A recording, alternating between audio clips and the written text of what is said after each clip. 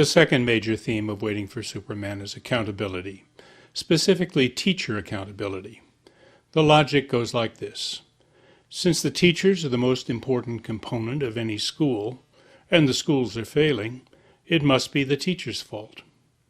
It's a pretty simplistic proposition, but it has much to recommend it, especially for those who might be held accountable if the teachers were not.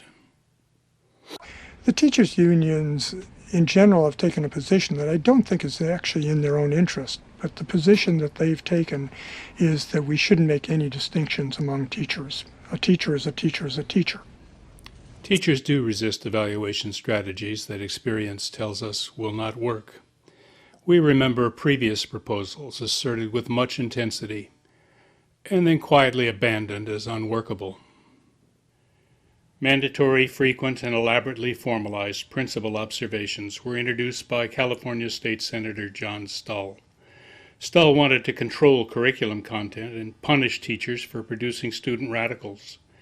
It was disruptive for teachers and put an unsupportable burden on principals, and it spread around the country. So this is an evaluation. The remnants of this system can be seen in many teacher contracts, but few can remember who put it there. It has 23 steps. There is an initial conference at the beginning of the year.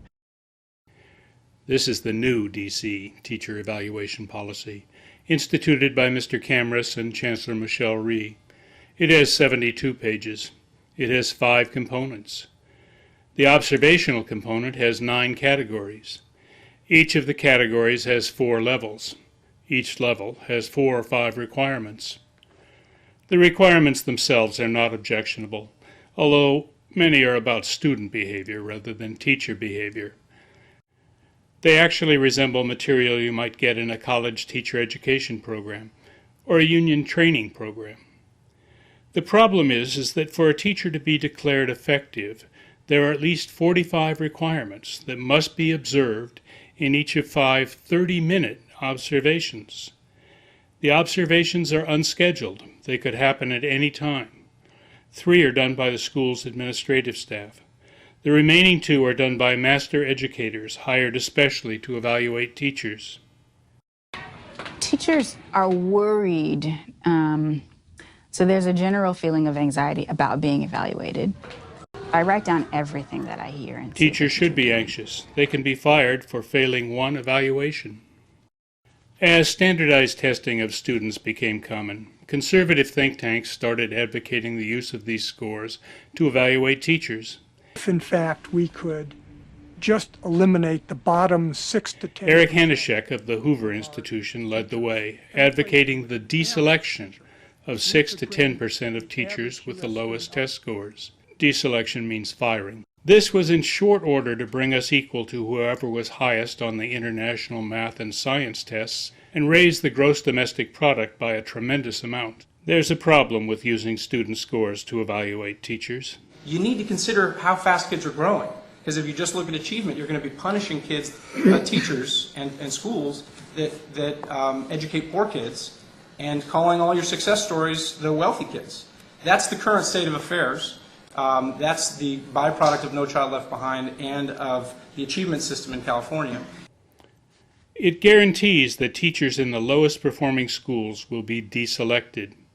Even the most successful teacher in a low-performing school only makes incremental gains. Even Mr. Camrus, the former Teacher of the Year, could have been fired. He taught at J.P. Sousa Middle School, the one that Anthony needs to be saved from. Most will go to John Philip Sousa, which the Washington Post called an academic sinkhole. If Anthony goes to Sousa, odds are he will enter high school 3 to 5 grade levels behind. Students who are behind get behind by learning more slowly, so it soon became apparent that using student growth as a criteria had as many problems as using student scores.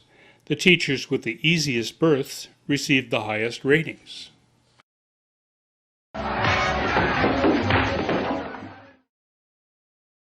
Fortunately, in the nick of time, an incredible new solution was found. A mild-mannered statistician, while working in a completely different discipline, conceived the notion that his value-added analysis of plant genetics might be applicable to teaching. His company, SAS Incorporated, sold the idea to the state of Tennessee, which used it for evaluating teachers. VAM, value-added modeling, became a central pillar of the accountability part of the market-based reform movement. While the simpler test-based teacher evaluation schemes clearly would not work, the complexity of value-added modeling masked its unreliability. Heads. Heads. Heads.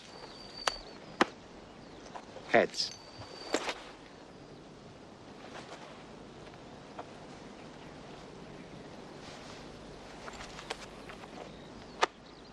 Heads. You may remember the idea of the black box, used in intermediate schools to teach about functions.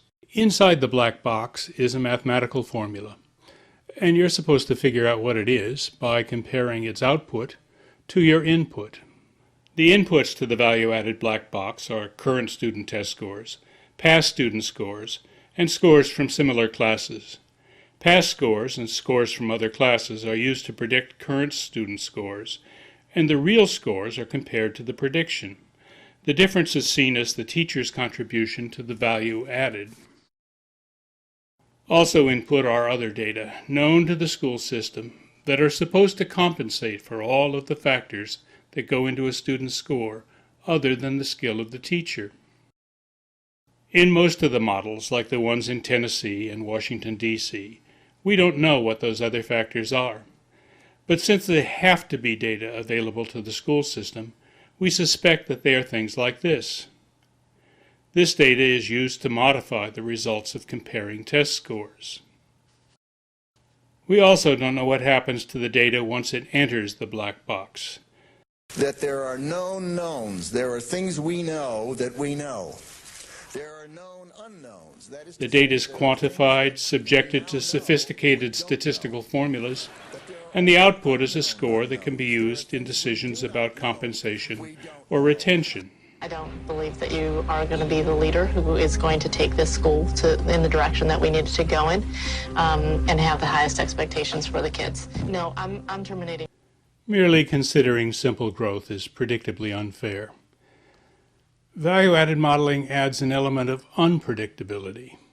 The computer becomes an oracle, whose prophecies may be correct in some circumstances and flawed in others. Each factor other than scores must be assigned a numerical value. All of these assignments are judgments. They vary from model to model and are influenced by the interests and beliefs of the modeler.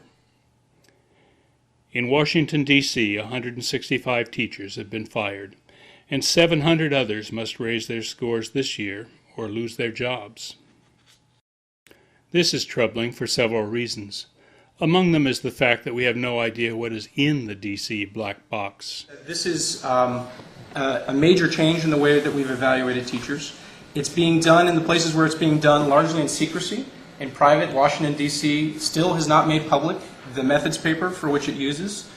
Some academics have seen it, but the rest of us have to just trust that their statistical model is good and reasonable. It's not that Jason Felch is an opponent of value-added modeling. He's just against secrecy. He led his newspaper, the Los Angeles Times, in publishing the names and scores of Los Angeles teachers evaluated on the newspaper's own value-added model. Students and parents to know about the performance of their teachers outweigh the reasonable expectation of privacy that teachers have to not have their names in the newspaper. The LA Times lets us see inside its black box, but most of us are still pretty much in the dark. There was an immediate chorus of objections. Human interest stories circulated about certifiably excellent teachers who had been rated low. Supporters of different value-added models chimed in. The prestigious National Education Policy Center published an analysis showing the inadequacy of the Times methodology. The Times stonewalled. Professor Willingham is certainly right. The overwhelming majority of researchers who've looked at value-added models conclude they are not ready for prime time, including the Economic Policy Institute,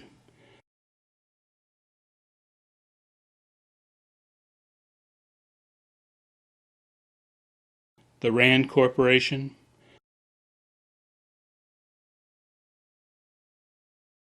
the Educational Testing Service, and the National Academy of Sciences. The Academy report was prepared for Arne Duncan. It almost begs him not to make support of value-added federal policy. He ignored it.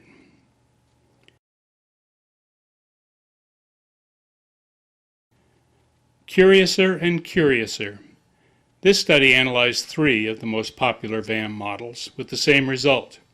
The implication is that some common factor other than teacher effectiveness affected the scores. 3 eminent scientists analyzed studies of 5 real-world VAM programs. Among the things they were looking for was the stability of teacher rankings year to year. This graphic displays my synthesis of their results.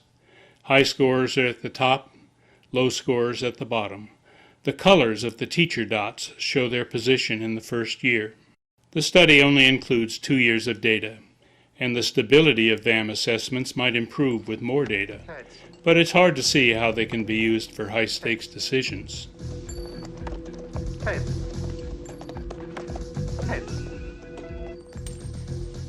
Jason Felch is also a booster of a major new study sponsored by the Gates Foundation entitled The Measurement of Effective Teaching. His reporting on this study ricocheted around the blogosphere and even influenced the Wikipedia article on value-added modeling. Unfortunately, he got it very, very wrong.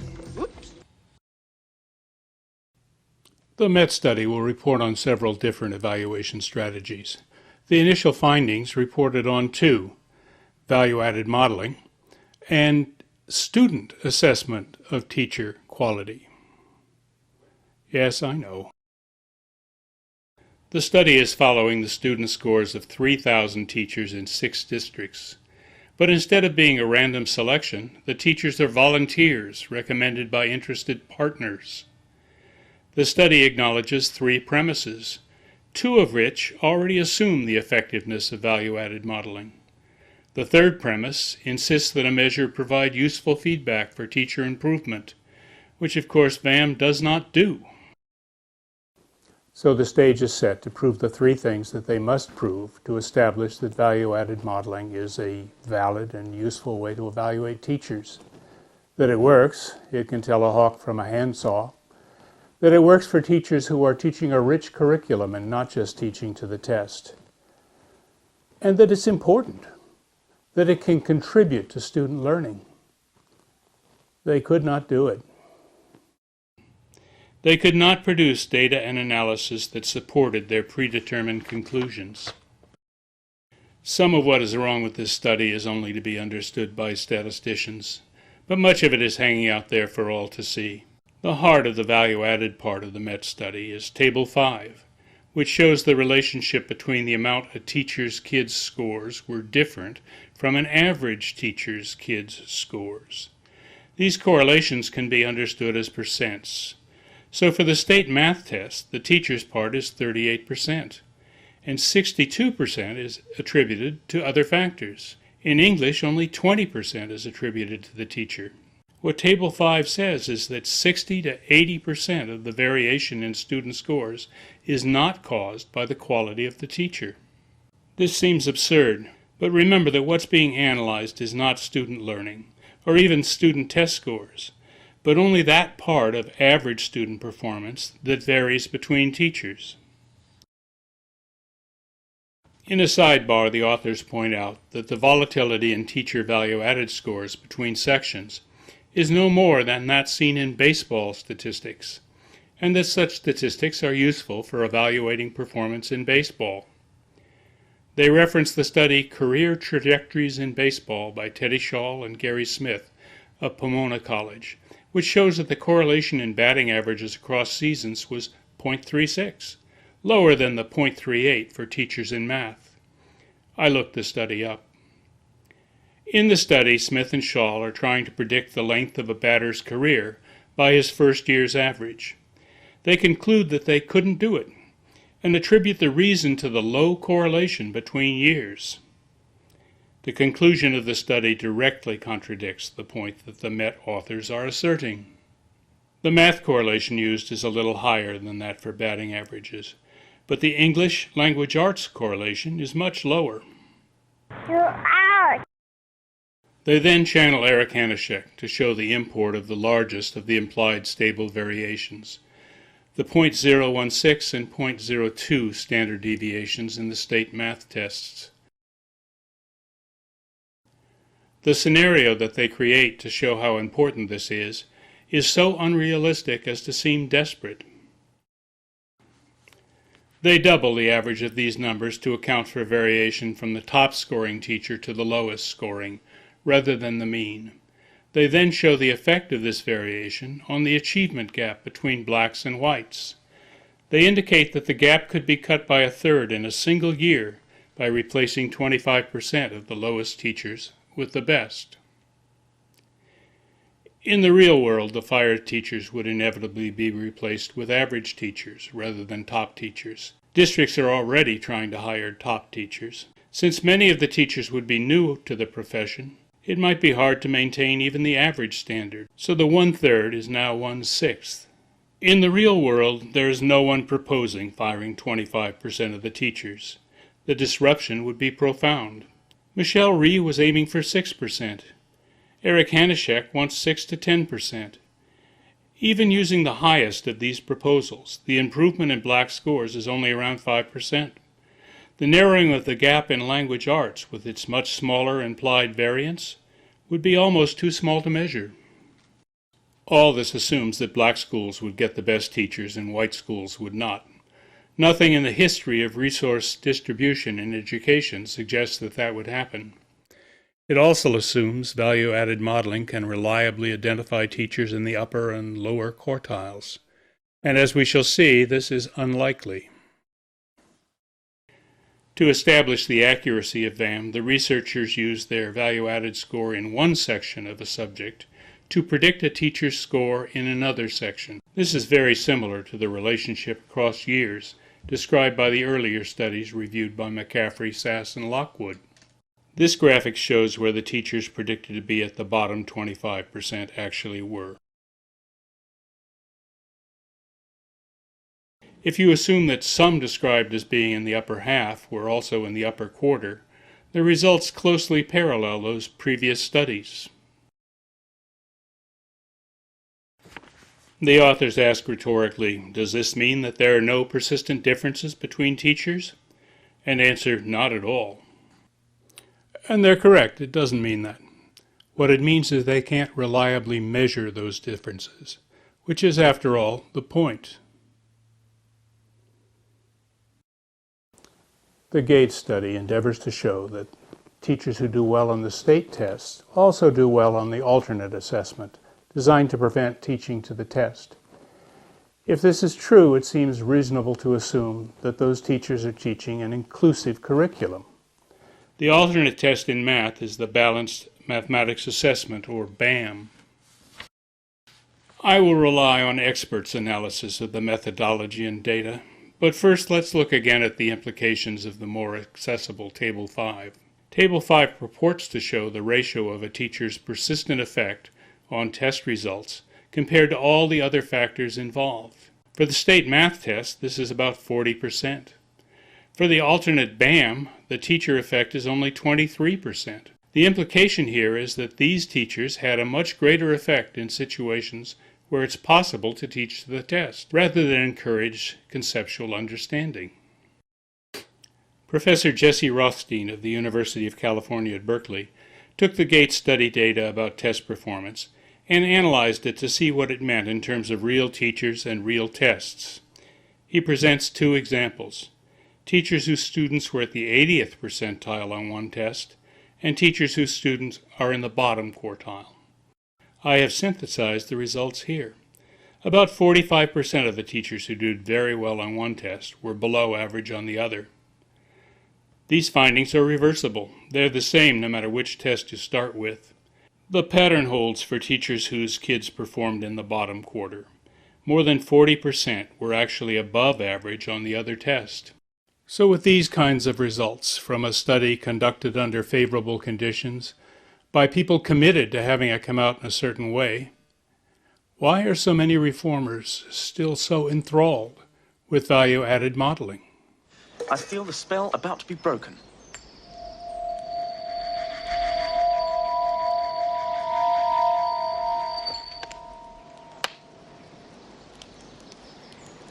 Well, it's an even chance. 78 in a row. A new record, I imagine. Is that what you imagine? A new record? Well, No questions, not a flicker of doubt. I could be wrong. No fear? Fear? Fear. 79.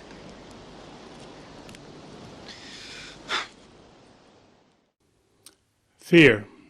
For educators, there's a nightmarish quality about the momentum behind this particular swing of the educational pendulum. In spite of the best scientific evidence, reformers rush to institute their program before anybody notices that there's nothing supporting it. School systems must adopt value-added teacher evaluation even to apply for Race to the Top grants. 9 states are adopting or considering DC's cumbersome and punitive impact evaluation scheme. Yes, fear seems appropriate,